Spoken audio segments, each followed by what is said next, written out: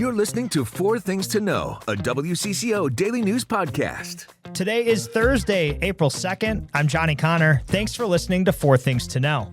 Let's get to your top story today. I need to update you on a wild night in Minneapolis. Police are investigating what led up to deadly gunfire overnight on the north side. This happened around 1:30 near 31st Avenue North and 4th Street North. Police got a 911 call from someone who heard a single gunshot and then someone yelling for help. Police then found an injured man in the street. He was transported to HCMC where he later died. No one has been arrested in this case. We also have new information on something that happened around the same time as that deadly shooting. Minneapolis police got a report that 3 people were stealing a vehicle in the 3500 block of Colfax Avenue North. Then police got more calls saying several gunshots were also heard in that area. 10 minutes later, 2 teenagers were dropped off at North Memorial Medical Center. Police say a 16-year-old boy had been shot, but he will survive. A 14-year-old boy suffered an apparent graze wound. And 20 minutes after the boys were dropped off at that hospital, remember, they were dropped off in a stolen vehicle. Robbinsdale police then spotted that vehicle and pursued it. The vehicle then crashed and flipped upside down near 4300 Marshall Street Northeast. Police then arrested the man driving that car. He was later transported to HCMC for evaluation of his injuries. Police do say at this time there are no indications that this stolen car and the shooting is related to the homicide near 31st and 4th. Remember, those happened about the same time. We'll keep you updated on both of those cases. Number 2 today. Remember about 2 weeks ago when a federal judge said clergy members can now minister to those being held inside the Whipple Federal Building at Fort Snelling? Well, today, a group that originally sued the Department of Homeland Security did just that. Frankie McClister was outside that prayer service at about noon, right before those clergy leaders headed into the building. One of those leaders is from a Minneapolis church. Her name is Rebecca Vocal, and she spoke with Frankie. Part of this group is some who filed that lawsuit back in February. Now, these leaders and DHS have until the end of today to file a joint status report stating their plans of agreement or disagreement going forward. Now, faith leaders, part of the lawsuit come from the Minneapolis area Synod of the Evangelical Lutheran Church in America, the United Church of Christ Minnesota Conference, and Church of St. Peter Claver in St. Paul. It is our calling to provide pastoral care, but the months that we were denied access to providing pastoral care and knowing the level of trauma that people inside Whipple were experiencing breaks my heart. In February, Department of Homeland Security officials told WCCO that religious organizations are more than welcome to provide services to detainees in ICE detention facilities. But there's a distinction. The DHS officials were calling the Whipple Federal Building a field office where folks are only being held for processing. They were not calling that a detention facility. Number 3, more on Operation Metro Surge. You might remember back in February when a government lawyer shared some controversial comments about the immigration crackdown. Her words were, quote, "The system sucks, this job sucks." She told the judge that, quote, "I wish you would just hold me in contempt so I can have a full 24 hours of sleep." Well, Esme Murphy sat down with her for an interview, and here's Esme previewing that, which will air tonight. The woman is Julie Lay, and this is her. She has an amazing story, and I'll kind of give you a little capsule of it. She was working for ICE, volunteered to work for the U.S. Attorney's Office in Minneapolis when they heard they needed people because they were down so many attorneys. They had 64 attorneys in January of 2025. They were down now into the 30s a year later. So she volunteers, and she ends up getting assigned personally 88 immigration detainment cases, 88 just for her. This is in January and February of this year, 2026. The year before, 2025, the entire office, all of the attorneys had done 77 cases, but she alone got 88 cases. And she was struggling to deal with a judge who wanted to know why she hadn't filed certain things and why certain people hadn't been released from ICE custody. And she finally said to the judge, this system sucks, this job sucks. And it went viral. The comments went absolutely viral. Needless to say, she's no longer with the U.S. Attorney's Office, but there's a really interesting twist to this. She is running for office against Congresswoman Ilhan Omar in the August primary. So I'm going to have this interview with her, but she's really, you could see for yourself. I found her a very charming woman and really inspirational. She's somebody who came from Vietnam with her family as a child and really said that America has been so great for her. But she said that the system, the way it was working in Minnesota, in Minneapolis with ICE and during Operation Metro Surge was not serving anybody's interests in this country. So hope you'll tune in for that. Your fourth thing to know today: commotion at a suburban park where fake guns, pepper spray, and even a taser was found after a group of kids were causing chaos. That's all according to police. Police over in Crystal say dozens of unsupervised kids gathered at one of the city's parks on 3 straight days. Those kids became so disorderly and dangerous that multiple agencies responded and the park had been temporarily closed. Police say between 75 and 150 kids caused the commotion at Becker Park. Police allege they all came from outside the city via ride shares like Uber and Lyft.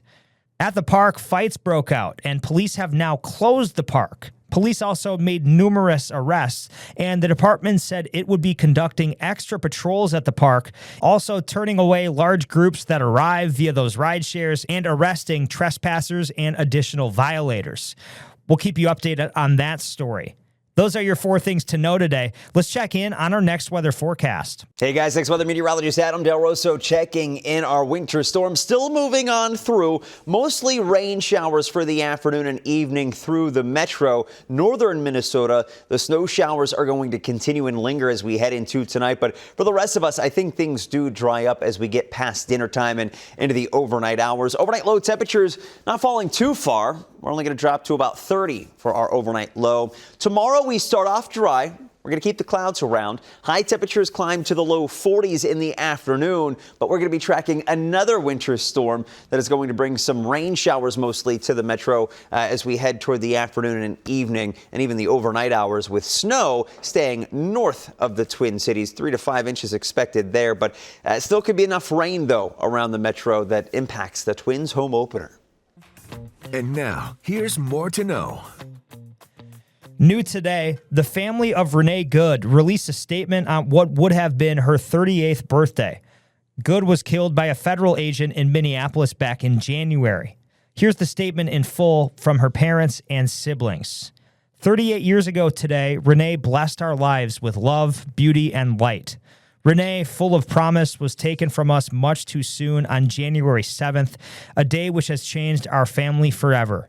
We are grateful for the 37 years we had with her and her warmth. Today and every day, we remember what we have lost, but remain so thankful for what she gave to all of us. We love and miss you so much, Nay. A 5-year-old boy released from ICE detainment could be locked up again.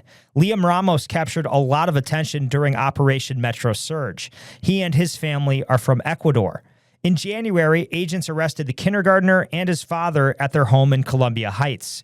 They were then flown to Texas before a judge ordered them to be released. The federal government is now appealing that release. The court filing challenges, quote, all opinions, rulings, findings, conclusions, judgments, and orders connected to the case. We'll keep you updated. New today, the state and federal trials for Luigi Mangione, the man accused of killing United Healthcare CEO Brian Thompson, have been postponed. At a Wednesday morning hearing, the judge in Mangione's federal trial moved jury selection from September 8th to October 5th.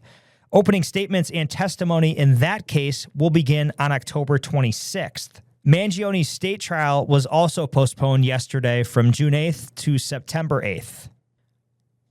Another story we're following today, a local brewery has to pay a major price over a drink dispute.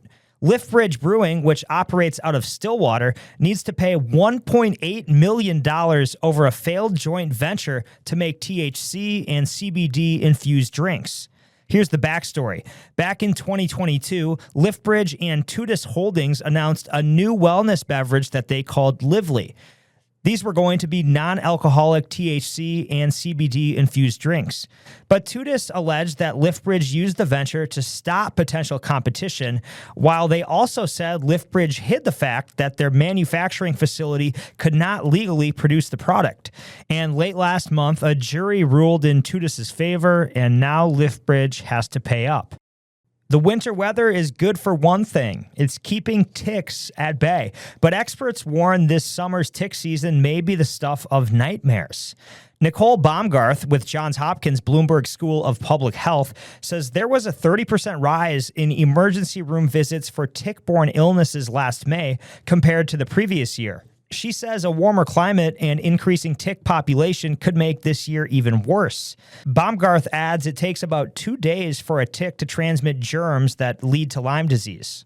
So you have some time, and that's why it's not recommended to go and see the doctor immediately after you found the tick, particularly if you just came in from a hike or something.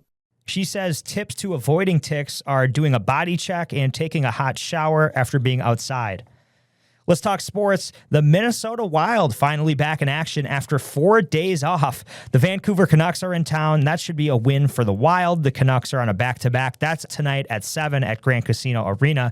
The Wolves, on the other hand, they are on the road. They're in Detroit tonight, and the Pistons just destroyed the Wolves by 22 on Saturday. Hopefully the Wolves can bounce back. Remember, that game, Anthony Edwards was out of the lineup. This will be his second game back, so hopefully the Wolves get a win in Detroit. The Twins finish up their series in Kansas City today before opening day at Target Field tomorrow. Rough start to the season. Yeah, who saw that coming? And the Minnesota Frost, they were in New York last night. You got to listen to this. It was a crazy, crazy game. What a performance by one of the New York Siren players. Sarah Fillier with a natural hat trick. She scored 3 straight goals and won the game in overtime for New York 4-3. The Frost have now lost 3 in a row. It's time to take a breath with your Daily Bright Spot. One of WCCO's very own was honored for her work with Minnesota's disabled community. Susan Elizabeth Littlefield met with the Minnesota Governor's Council on Developmental Disabilities yesterday. She shared a presentation with them and talked about some of her favorite disability stories she's covered during her time here at WCCO. She does such a great job in that community, and I'm sure you've seen some of those stories. The council then honored her for her work that she has done and continues to do. Congrats, Susan Elizabeth. Such a great person in our community and obviously a coworker. So glad that she gets recognized for all the great work that she does. I'm Johnny Connor. This has been 4 Things to Know. We are here with the news you need every weekday afternoon by 3 o'clock. Thanks so much for listening today. Talk to you tomorrow. Listen to 4 Things to Know, a WCCO daily news podcast, wherever you get your podcasts.